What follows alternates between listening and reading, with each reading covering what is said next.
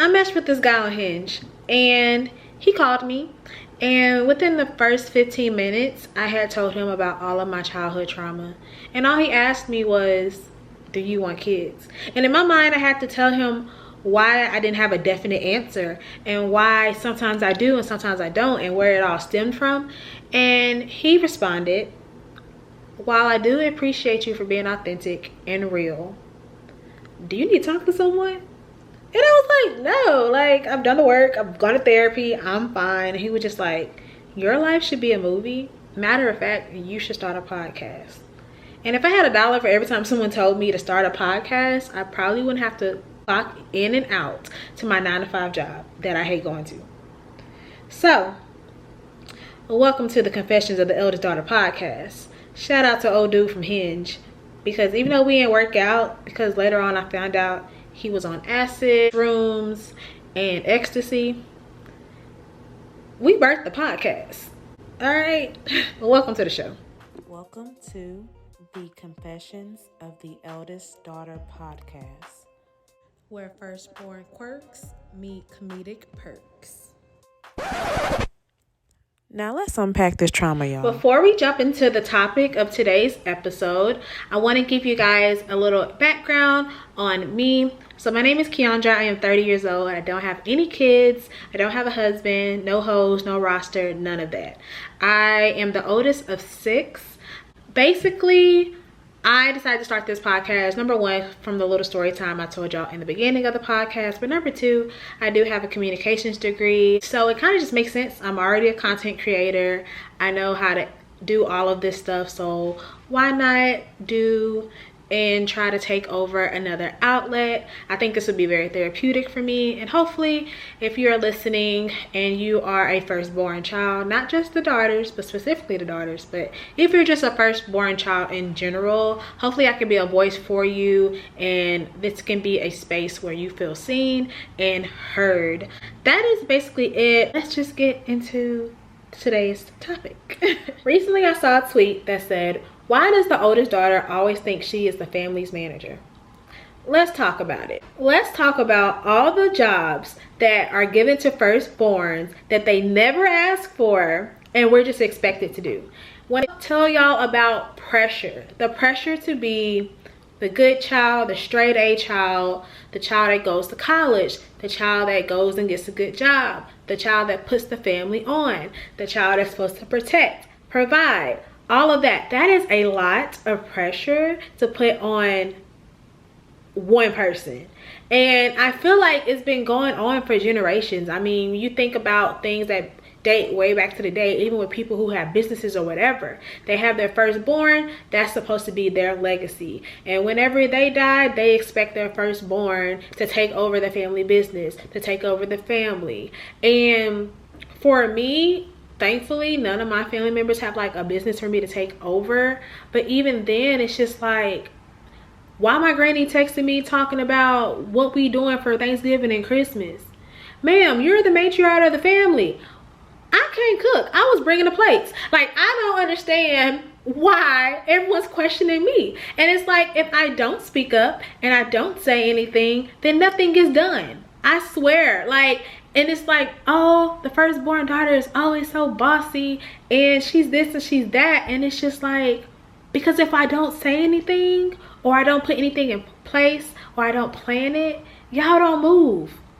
This family don't work without me, okay? Y'all raised me to be this person, so let me do this job that y'all don't pay me for, okay? Growing up, I had to be a protector. I had to be a cook. I had to be the maid. I had to be the mom, another parent. Like, I can give you an example of all of that. Protection. I am 4'11". I have not grown since the 6th grade. And I will never forget, I was in high school. My brother had broke his arm in track. And I'm cheering on the sidelines. I look up in the bleachers. My brother fighting somebody. Somebody can push my brother down the bleachers. You know what I did? I ran off that track, ran up them stairs in that bleachers, and I beat that boy up who pushed my brother down. Because number one, my brother can't fight for himself because his arm is broke. And number two, I'm the oldest. That's what I'm supposed to do, you know? Busted my knee and everything. So then I had to go back and finish cheering. The game wasn't over, okay? I had to go back and finish cheering. I'll never forget crying in the parking lot telling my mom, because I got blood on my cheer uniform, about how I had to defend my brother. It should be the other way around. He a boy. Why am I fighting boys? You know? But that's just how I was raised. Like, I had to protect my brother. I remember going home after, you know, we come from school, cooking stuff for my brother and my sister. Granted, it was probably pizza rolls. It was probably a frozen pizza. But I had to cook it. Because how was we gonna eat? My mama been at work all day, slaving. And she be tired. So the least I can do is take care of my brothers and sisters, you know? Warm us up something in the microwave. Stuff like that. It's just like, I just feel like I've always been the responsible one. And it's to the point where I have like this negative association with the word childhood. Because I don't think I had one. And it's not to say, it's really nothing against like my parents per se, but I just had to grow up really, really fast. My brother was born like directly after me. And then it was just me and him for a while. And then like a whole decade later, my sister came. And I was literally her third parent. And it's just like, when people say, so what did you do when you were younger? I don't even remember. I've blocked that out. And I don't know if you've ever met other firstborns or other firstborn daughters who literally, like, we all have some type of mental health issue. I feel like it's because it's just like, I don't know if y'all have ever seen that Michael Jackson interview, and he was just like, I didn't have a childhood. And that's, you know, and that's why people, you know, say, or he would say, you know, the whole Neverland thing, like he never wanted to grow up because he didn't have a childhood. He was a childhood star, you know, he always had to work. And while my upbringing probably wasn't that excessive and abusive, I felt him on that. I just don't remember ever playing with, you know what, I'll take that back. Let me tell y'all how bad my childhood was. And not bad in a sense of neglect or abuse, but bad to the point where I just realized in this moment, as I am filming this podcast, y'all, I named my baby dolls after the cast of Living Single. I had a baby doll named Khadijah. I had a baby doll named Reggie. Y'all, oh my gosh. I was watching Martin at 4. I didn't watch no cartoons. Like, maybe once my brother was born and he was into like Pokemon and stuff, then, you know, I had someone to like sit and watch TV with me. So like my parents then got us our own TV and we watched like Disney and Nickelodeon. But until my brother came, I was literally watching whatever my parents were watching. And I remember being a toddler watching Living Single and Martin. That is sad. I really did. Oh my gosh, I told y'all this podcast was going to be very eye-opening for me, and that was my life. That was literally my life as a child. Let's talk about being a third parent. So my parents divorced when I was around 12 years old, and my sister was 3. I think my brother, if I was 12, my brother was probably like 10.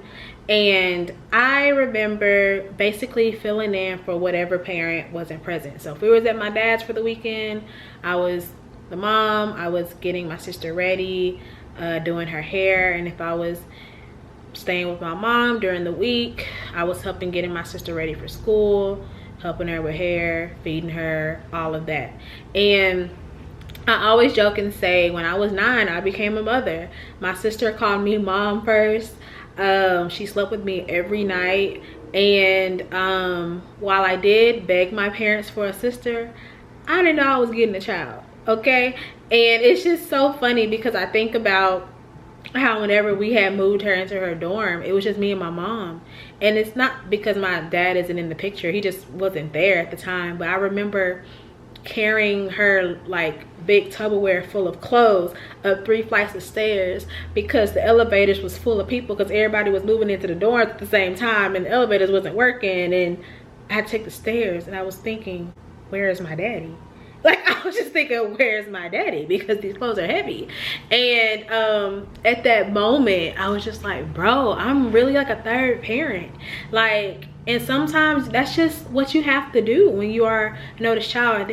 People expect you to be reliable.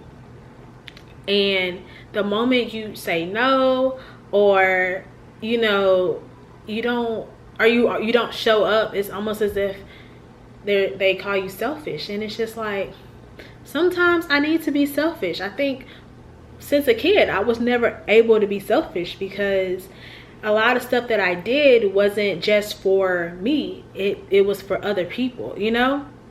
Thus, all of this birthed a people pleaser. So when you're spending your whole life doing things for others because you're expected to, that translates into your friendships, your relationships, your work environment. And for a long time, I was very, very much so a people pleaser, a pick-me. And now at my big age of 30, I'm drained. I'm so drained. One of the hardest things I ever had to navigate in my adulthood would be definitely setting boundaries and saying no. When you're literally raised as the oldest daughter, and not only am I the oldest daughter, but I'm the oldest daughter, granddaughter, great-granddaughter, niece, cousin, all of that.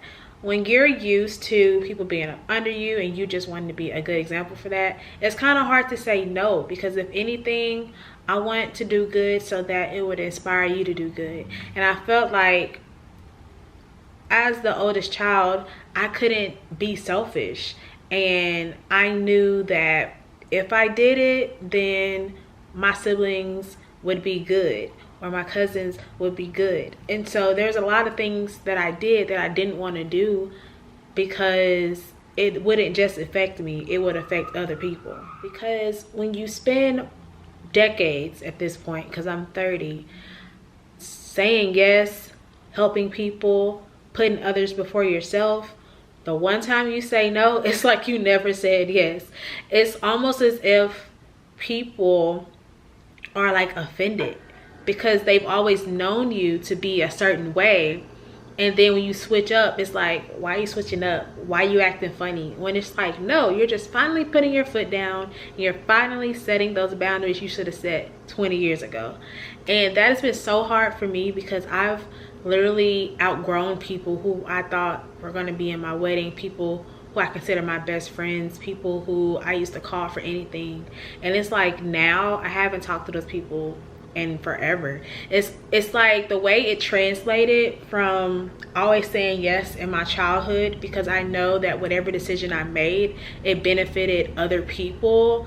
The way that translated from that to my friendships, to my work environment, to my relationships, is crazy. I remember at work, I would always take on an extra task, or take on like an extra load of work, just so I can be that helpful person that I've always been, because that's what I'm used to doing, taking on other people's workloads. And I never got a promotion from it. I never got a bonus from it. I didn't even get mileage from it. And I remember going home just feeling so drained. And when you spend all day, 8 hours a day, 40 hours a week, pouring into others, and then you get home and have no one to pour into you, that's probably the lowest I've ever felt. It's so draining and depressing. And then it translates to my relationships. You always want to be, at least for me, I always wanted to be perfect. I wanted to be so good at everything that they had no reason to cheat on me, abuse me, leave me, and it literally never worked. I didn't smoke, I didn't drink, I didn't cuss. I went to church every Sunday. I used to buy gifts. I used to, you know, I was very consistent with communication. I didn't argue. I've never yelled. And to this day, I don't argue with men. I don't yell at men. If something happens, I'll just leave. But I was always like trying to be that perfect wife, and it never worked out. I am still single. Not saying that's why I'm single, but I'm just saying, like, in those relationships, that means absolutely nothing. And I feel like people should know that by now. You can literally have your degree, you can have your home, you can have your car, you can be beautiful, you can have money, you can be smart. Like, it's all these things you can be, and that will still not be enough for the person that is not meant for you. And that is something it took so long for me to, I feel like people learned that lesson years ahead from when I learned it. I feel like I didn't learn that lesson till I was like 27. That I was just like, bro, like, what do I gotta do to get a husband? What do I have to do to make somebody stay? And I feel like now that I have this, you know, this newfound boundaries in place, and I tell people no now, and I kind of do what I want, and I am a little bit more selfish now, because now I get to be, because the people I took care of are now self-sufficient adults. I've been a lot happier. Like, yeah, I have moments where I'm like, man, I'm alone or whatever, but also I now know how to let people go that no longer serve me. I know how to not settle. I know how to speak up for myself and advocate for myself. And honestly, life has been good. Life has been good for me because I just start putting myself first. I start putting myself first. Every episode, I want to end the podcast with a confession and a lesson. And my confession for this episode is one thing that has kept me, I guess, from rushing into motherhood or having a child is my fear of being a single mom. And while there's nothing wrong with single moms, I applaud single moms, I just feel like watching my mom do it, I don't think I'm that strong. And this is just me being kind of vulnerable. I feel like when you spend years and years being strong for others, I just feel like I'm kind of done with that. I don't want to be strong anymore. I want to be I just want to be a girl. Okay, I just want to be a girl. And I feel like, in a way, the only way to not be a single mom is to not have kids. I mean, granted, you can get married, but I know so many married women who are single moms in their marriage. You can always get a divorce and still end up a single mom, like my mom did. Or I can just get pregnant by the wrong person who ends up not wanting to be in the kid's life, or me and their relationship not working. And that scares me so much. And I just want to applaud any single moms out there doing it, and single fathers as well. But that is one of the things that is keeping me from, you know, just really going for it. And I think for a long time I was just telling myself like, oh, it's okay, like, you know, I have kids whenever, blah blah, or oh, I don't want kids. But part of me kind of feels like maybe I do kind of want my own little family, but I'm so scared of being a single mom that I haven't really acted on it. And so I'm totally fine with just, you know, cutting people off the first time they make me mad, and, you know, not talking to people and not giving multiple chances. Like, I'm totally fine with that. But like I said, I think deep down that I'm just really, really scared of being a single mom. And I have faith that for the right person, it would all work out. I have faith in God that he's going to bring me my person, and we're going to get married, and we're going to have this beautiful family, and I'm going to have help. That's what I want. I want help. I want help. I want my little village. I want all my friends to be aunties. I want my parents to be great grandparents. Like, I want my grandma to be a great grandma. And I get excited thinking about watching like my grandma be a grandma to my kids, because my grandma was a great grandma and she's getting older.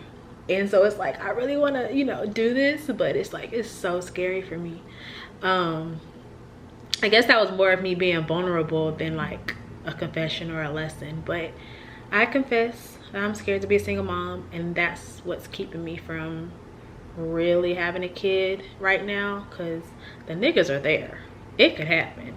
But just do it when you're ready. And when you find that person, I believe that you'll know and it'll all work out. And even if it doesn't, and I do end up a single mom, I hope and I pray I have a village around me. Because baby, my mental health, no, I'm playing, but not for real. I just pray that I have people rooting for me, helping me, pouring into me. And honestly, I think I'll be a good mom. So, but yeah, that's my confession. But the lesson that's going to come out of that confession is, if you're a firstborn listening, or if you're just anybody listening, put yourself first. Put yourself first, and look out for yourself and make sure you're good, because you can't make sure somebody else is good if you're not good. And now that I am able to do that, when I tell y'all, life has been great. Life has been good. Like literally, I am able to walk away from things that no longer serve me. I don't have to settle for things and people and jobs and situations that I don't want to be in, because I know what's good for me and what I deserve and what I will and won't put up with. If I've learned anything from my childhood, it was that I never made time for things that made me happy, things that were just for me. Like if you think about it, you're constantly sharing, whether it's food, whether it's clothes, whether it's your space, with your siblings.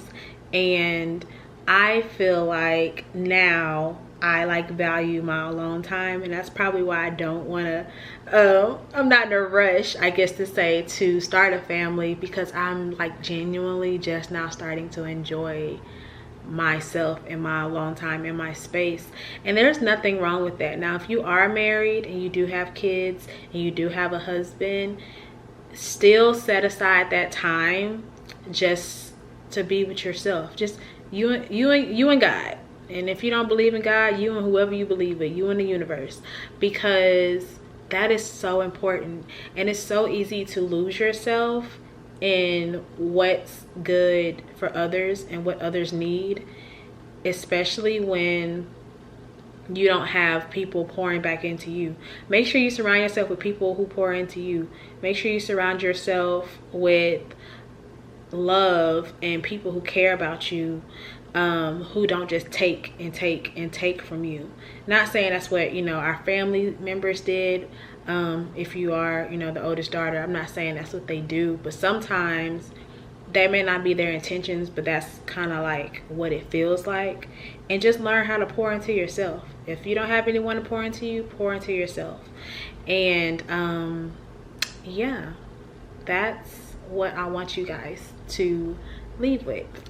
That is the end of today's episode. Hopefully I didn't overshare too much, but if I did, so what? That's one thing about me, I'm an overshare, okay? I hope you guys like this episode. Stay tuned for more episodes. If you are watching this on YouTube, don't forget to like, comment, and subscribe. If you're listening on Spotify or Apple or wherever this podcast is going to be streamed on, shout out to y'all.